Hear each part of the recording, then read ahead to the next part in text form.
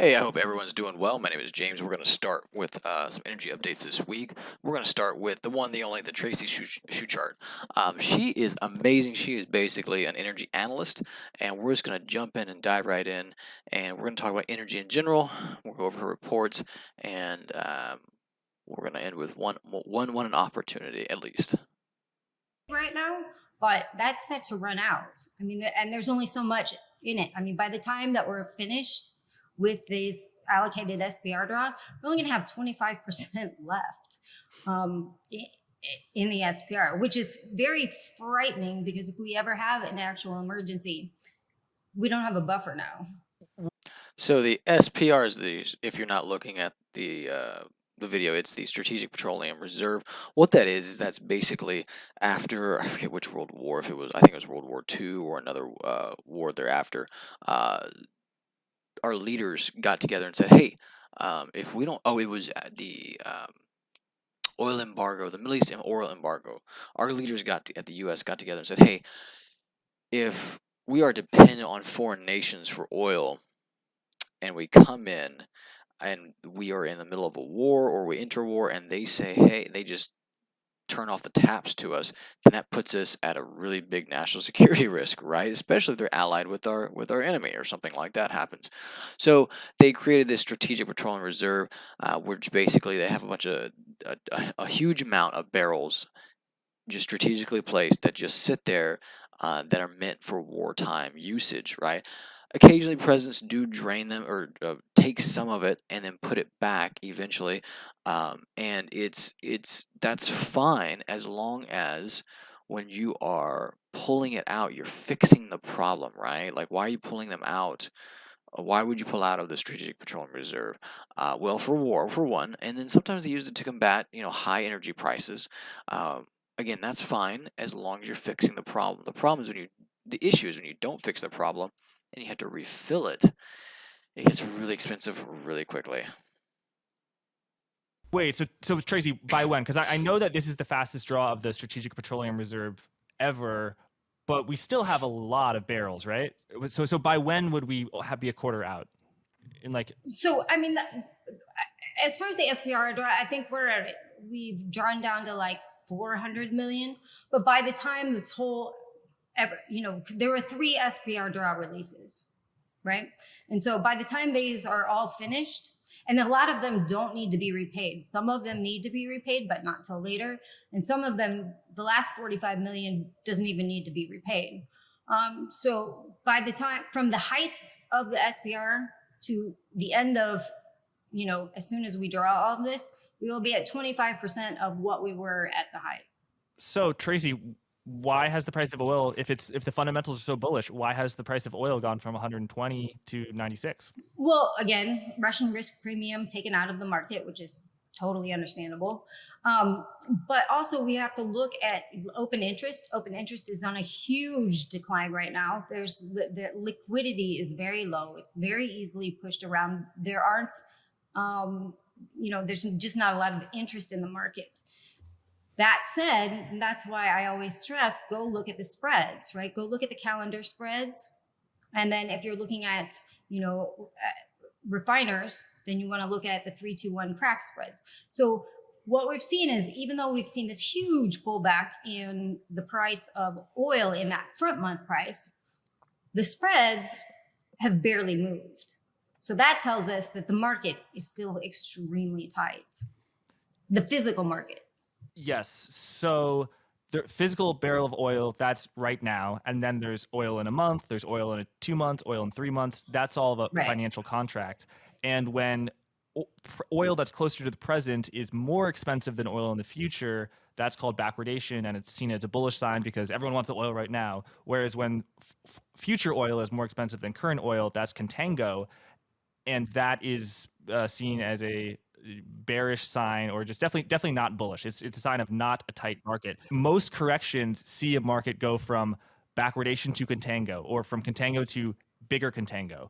But this time the spreads have remained tight, which is quite interesting. Sorry, go ahead. Yeah, no, that's exactly that. That's exactly it. Now, all I was going to add is see if you're an investor, right? So real quick, I'm gonna that's a commentary in what he said. So what they're talking is they were talking about oil futures. They basically guessing how much would a barrel of oil be, 6 months from now, and it goes all. They've got charts that go all the way for like 3 years to next month. And what they're saying is there's two ways to kind of, as investors, to look at charts. And this is pretty high and lofty stuff, so don't get lost in the clouds. But what they're saying is that if the price of oil right now is $100 a barrel, and the futures charts are predicting next month is going to be 80, and then there's going to be 79 the month after, and then in Christmas time it's going to be 65, right? What they're saying is the closer we get to those months, the price adjusts, right? It's not set in stone. What they're making guesses. And what they're saying is that for backwardization is basically they were wrong on they were too low. So if oil's $100 a barrel now and backwardization is happening, that means next month they think it's going to be around 95, and the Christmas is going to be around 65. But when we get to next month, oil actually becomes 105, and when we get to Christmas, it's 115, right? So basically what's happening is the futures markets are guessing wrong, and they're guessing too low, and this is a really good sign for someone that has invested in oil and gas, because it's very bullish is what they call it. So it's primed to go up, right? Because the guesses are becoming wrong. The opposite is Contigo, which basically says, hey, if oil is $100 today and they're guessing it's going to be 110 next month and 150 at Christmas, and by next month we get it's 105, and at Christmas it's like 75. That means the actual price of the product is slowly going down, and that's very bearish. It's going to go down. What they're saying is this is normally it'll go from backwardization and then it'll kind of fall into a Contigo spread. In other words, they'll guess wrong in the futures market. The price will actually keep going up, and then it'll kind of turn and start to trickle down, right? Like things do normally. But right now they're saying the market is so tight, and she'll get into this about some reasons why. But the market's so tight is that the futures are constantly off. They're too low. And so what this means is this is very bullish for oil. It means the price is going to keep going up slowly and steadily over the long term, as far as we can see, and this will happen until we fix the problem. And what's the problem? Well, she's going to get into it. But low investment, government saying, oh, bad people, like oil and gas is bad, and oil and gas companies basically saying, okay, we're going to play it safe. And safe means we don't drill a lot. And when we don't drill a lot, but we're still using oil and gas, well, the price goes up. You're a fund manager or something like that, and you're looking at the oil market. If you want to look to invest, you like backwardated markets because you will buy in the back end in hopes that, Goes up. that oil moves up in the future, and thus your investment gains value. Obviously, in contango, nobody wants to be in that market because that means if you buy on the back end, your investment is going to lose value over time. So that's why backwardated markets tend to be very bullish, also for an investor fund standpoint. Again, the thing is that we're seeing these front months are just there's no OI, which is open interest, meaning there's not a lot of people involved in these markets. It's not overly bearish. It's not overly bullish. It hasn't been at all. We do see some buying on the back end, but still there's just not a lot of interest there, regardless of the tightness of the physical markets. And that probably could be because in the United States and Canada and EU, we see governments continuously bashing on fossil fuels, right? And so that kind of makes it difficult, the green energy transition, whatever. So that kind of dissuades people from wanting to invest, as well as, we have seen a lot of banks over the last couple of years decide not to invest in oil and gas because ESG is the thing.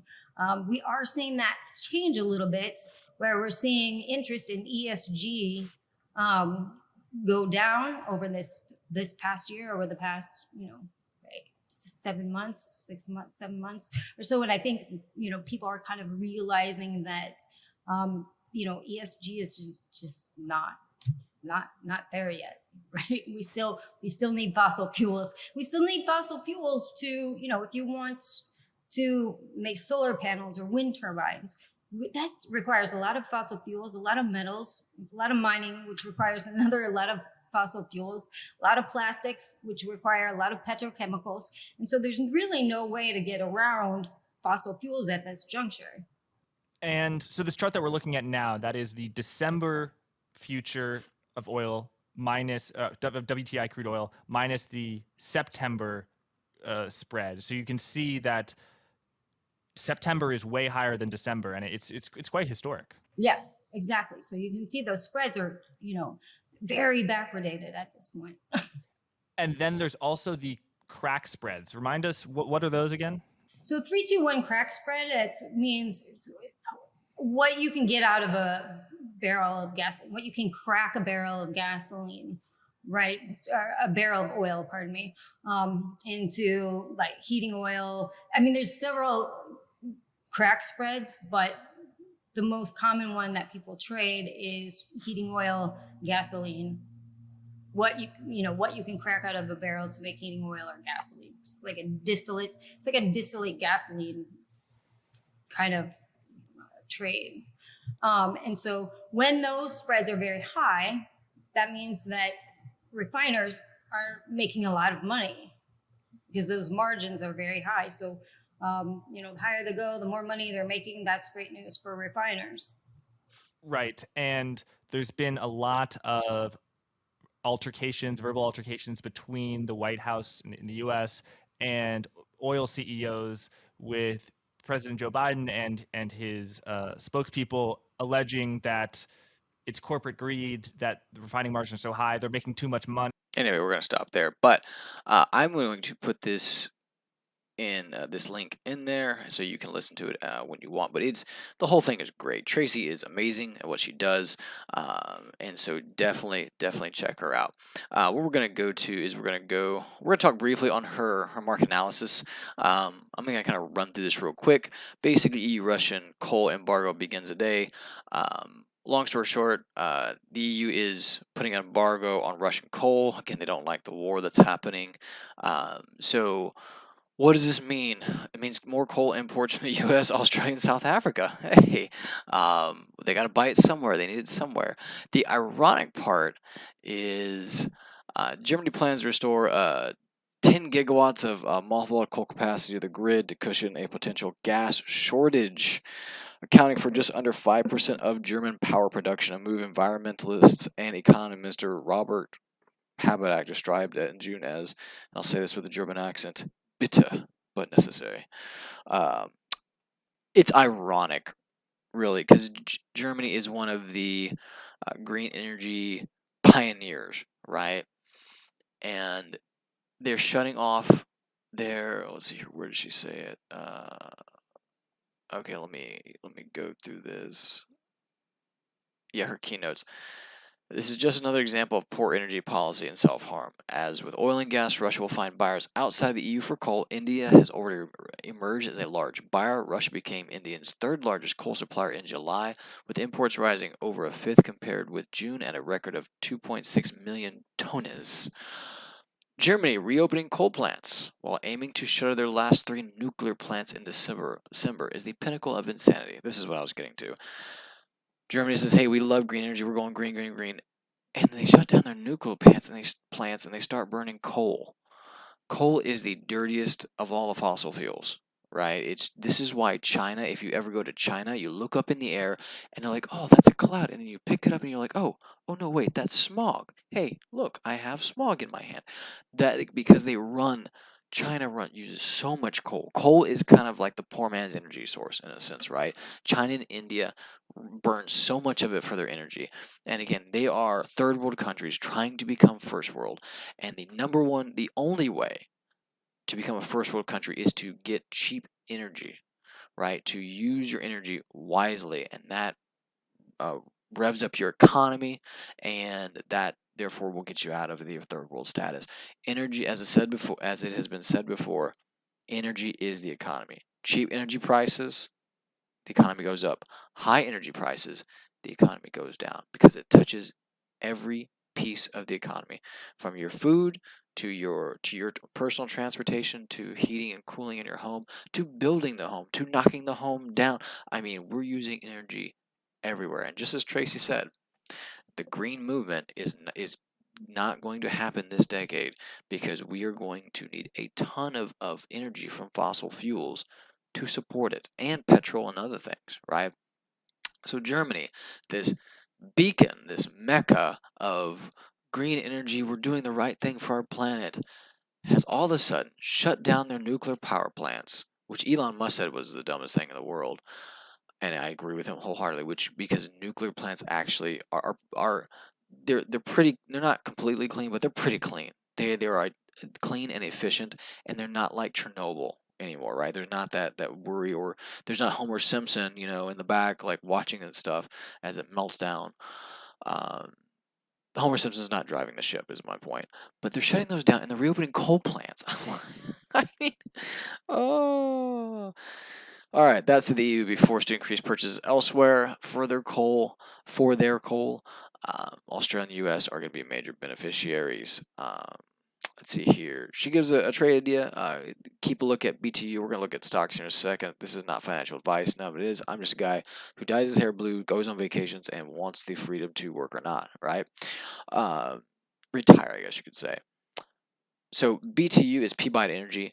They're big into coal. And she mentions that they've got, she's very bullish on them because they have both assets in Australia and the U.S. And so those are going to be two that work out very well for this European need that they have forced on themselves. Again, it's not like Europe just all of a sudden needs coal. Oh yeah, we just need coal or something. No, they are choosing to do this by their really bad energy policies. So she gives a little chart if you're not looking at the video that she shows it. Right now it's at what's called a descending wedge pattern. Those break to the upside a lot of times. When it gets, I think it's about 70% down the way or something like that, it's supposed to break to the upside. But I will say this little green, this orange line, which we'll look at in a second, it's just bouncing off the 200-day moving average, right? Long story short, on technical analysis for stocks, if you pop below the 200-day moving average, that's technically like bearish territory, and so it's just popping off it all day long. She says, hey, it looks good. If it falls below 15, that's probably danger, Will Robinson, exit immediately. I would say if it falls below the 200, just get out. But again, not financial advice, it's just my thoughts on the matter. Oil tankers, I'll let you read that part yourself. She talks about lithium, white gold, and she makes a very stern, what's the word I'm looking for? She's very pro lithium as opposed to cobalt, right? And she goes through why. It's very interesting. You can actually get lithium from saltwater bogs and such. So interesting. But she's got a few pages on that if you're interested. I know we had earlier this year there was the big lithium pop that apparently a bunch of Chinese investors lost their shirt on because they were shorting it, and then it went up 8 times the amount, and they lost their shirt, and then China kind of bailed them out. And then she talks about both Brent and West Texas Intermediate, right?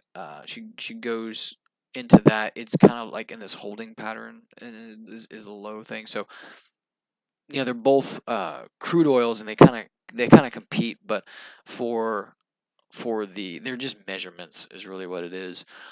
You can get oil out of the ground in a lot of places, but WTI is West Texas Intermediate, and Brent crude is Brent crude. It's basically from the North Sea in Europe is where Brent is from. West Texas, WTI, West Texas Intermediate, is exactly where it says where it comes from. It is from the Permian Basin, which includes everything from the Delaware to the Eagle Ford in one sense, and that's pulled out of there. And we will actually talk more about WTI later in this video.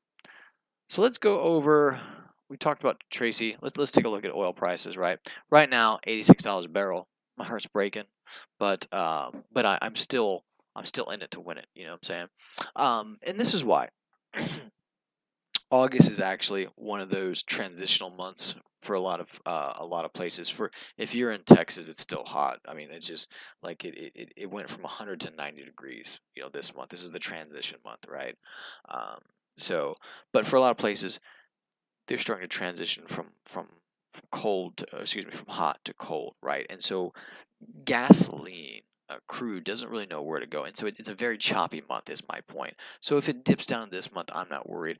Tracy and some others are saying they're saying that if they're not thinking it's going to crude will go below $80 or for not for very long, right? It might pop under there and pop back up.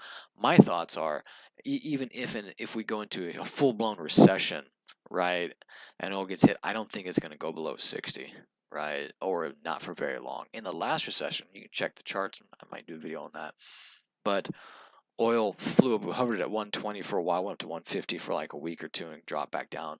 And then the recession hit really hard, and it fell.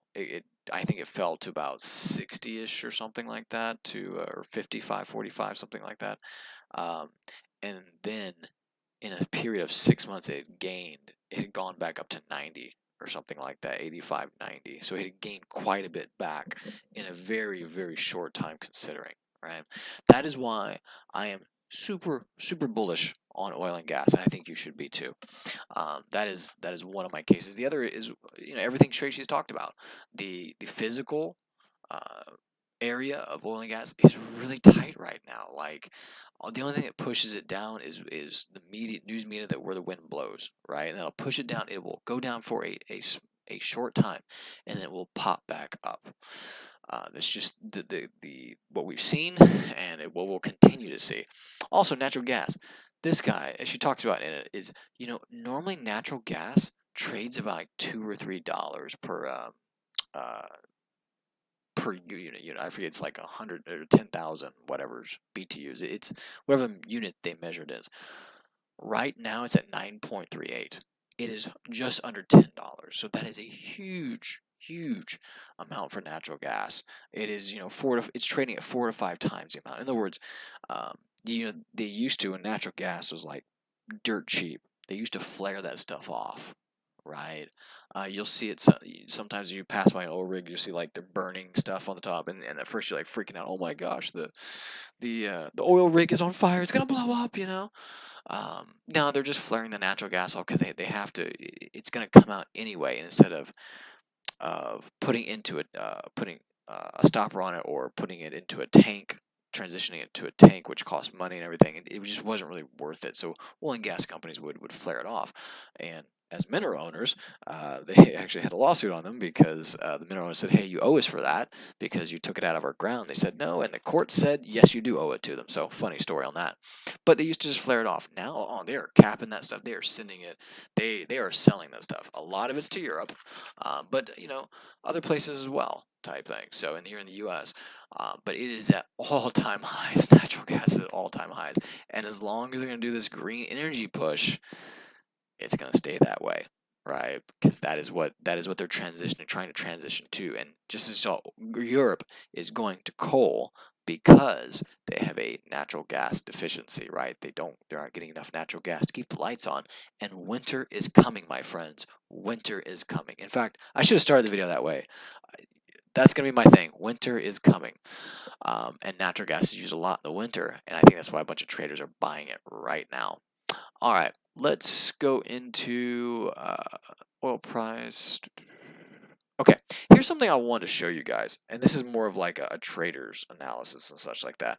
So, and the purpose of this is to say, hey, what are smarter talking heads thinking but not saying outright? Okay, what are the charts saying that we can't hear from higher ups or people that are kind of in the know, trading this stuff day after day, sometimes hour by hour, minute by minute, right? So oil dropped to about $88 a barrel, 88 and change, or approximately around August 5th, August 7th, right? It went back up to 94, 95, August 11th. That's a week or less. It jumped up $10, right? And right now, currently, this month, right now, it's hovering about $86, $87, okay? here, and you look at the charts. So that is the chart. Those are the numbers for WTI West Texas Intermediate crude, and the Brent crude is the same. All the charts follow the same way. But here is, let's see here. Here is my thoughts on it, right? So here's a bunch of oil and gas stocks and such. Here's a bunch of oil and gas stocks. Exxon, August 4th, $87 and change, 19 cents, right? Now we go to today, it's $91.46. So oil per barrel is less today than it was August 4th, but Exxon stock is up higher. And I'd say maybe not significantly, but up higher a decent amount, $4 and change, maybe 5, than it was back in the last oil drop. Let's look at Chevron, same thing. August 4th, that was a big dip, 151, now 156. UCO, United States Oil. Let's see here, go to the monthly. It was $32, $33, and now it's about the same. Marathon Oil, $21, and today it's 23. Onvintiv, we'll talk about Onvintiv in a second. So my point is this: I think people that are trading these oil and gas companies and trading stocks are looking and they're saying, "Hey, we know that oil is going to go up, and so if oil goes down, the things will be sold and everything, but it's not dropping back to its same price that it was, even when it was, even though oil is lower at that moment in the past. In other words, in the past, oil went down to a certain bar, but now that the bar is lower but the stock price is higher, that's very bullish, in my opinion. That is what we can see. Hey, these Wall Street guys, they know something that we don't, or that I know it, but you may not. And that is why it's still up a few dollars, even though oil is down a little bit farther. So just a little food for thought type thing. Again, not a financial analysis or anything, just a guy with blue hair and that likes to vacation. Onvintiv, that's how you say that. OVV is the ticker symbol, or OVINTIV. This is oil. This company is basically, they really focus on natural gas, and this is actually one that drills in a lot of our wells and a lot of our acreage, I should say. And the one that Michael Berry just purchased a bit of, and it's going up. I just wanted you guys to take a good look at it. So it's doing pretty well. It had a little bit of some ups and downs, but wanted you guys to look at it because apparently Michael Berry bought a ton of it like a month or two ago or something like that. So revenue is up 61% on it and everything like that. Net income is up 761%. I mean, yeah, that's great. I wish my income was up 761%, 62%. That would be great. So yeah, they beat the estimated by 63%. So there's a lot of good things coming with this. I'm not saying buy it. Again, I'm just saying, my point is, this is a company that's drilling on the mineral rights that we own. This is a good thing. This company's doing great. They're going to be drilling more. Than we open up more drills to pull more out, and it's going to be great for us because they're going to do all the work for us, and they're going to pay us a royalty for it. So, and lastly, with that, I will leave you with this. I love mineral rights. I love it actually better than real estate, to be honest with you, especially right now. And it is making hay when the sun's shining type thing.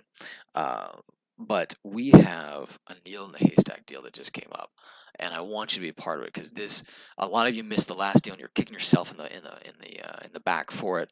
But this is actually a really good one. It is actually in West Texas, so this is in Texas opposed to the Anadarko Basin in Oklahoma. I mentioned WTI earlier. This is what it's pulling out. It's in West Texas in the Permian Basin. Some of it's on the Delaware side, but there's a little bit on another piece of it. But it is, excuse me, one that is pulling out a lot of oil right now.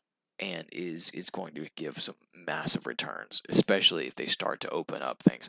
I know when we talk about mineral rights, what we want to see is we want to see crude prices fly through the roof, and I think we all want that, and especially because it tells us a need and demand, and we make more money when that happens, right?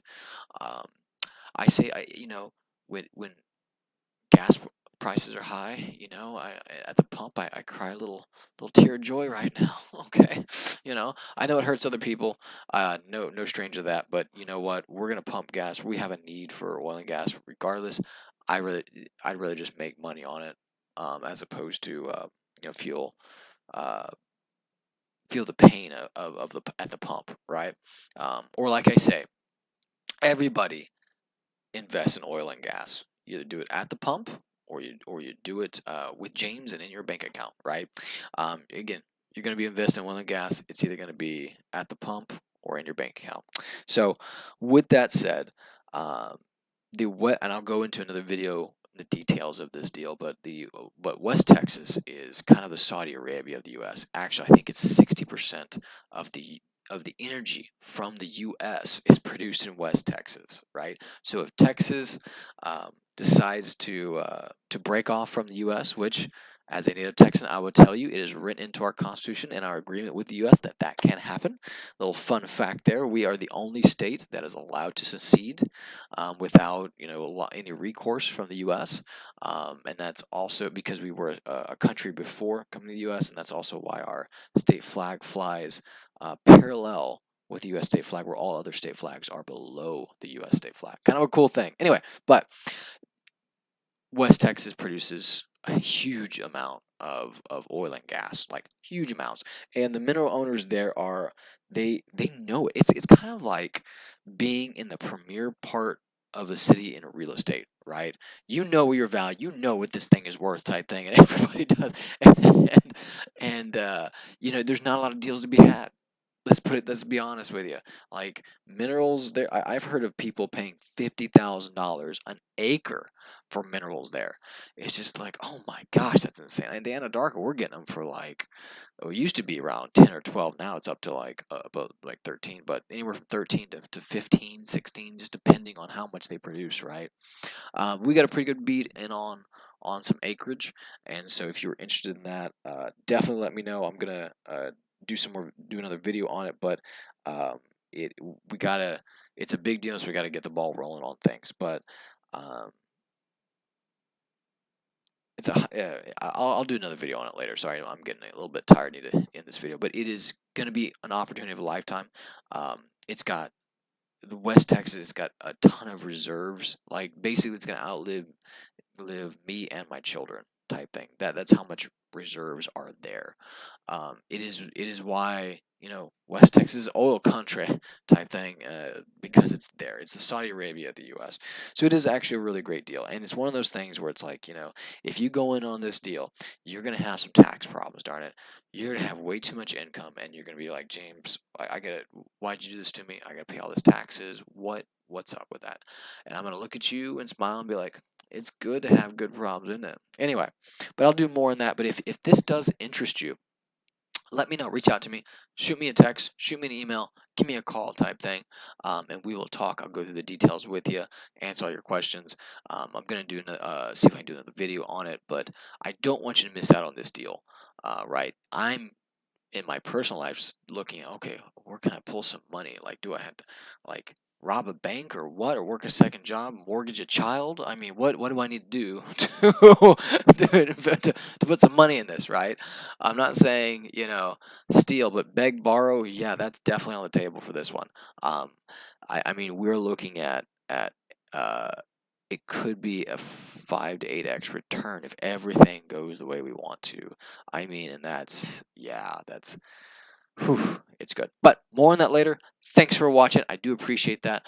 Wherever you are, whatever you're doing, I hope you guys are safe. I hope it's 10:30 at night. I hope you guys aren't like me working this late, but hope you guys are doing well. Thank you. I really do appreciate you watching this, especially to the end type thing. Um, if there's anything that I need to work on or something like that, or something you want to see, or questions you have about oil and gas, let me know. I'm here for you. But the good news is, so I'm gonna start with the bad news is oil and gas is not getting any cheaper in the future, right? Not in the next probably 3 to 5 years. The good news is you can make money off of it. So with that, I will leave you, and you guys have a good night.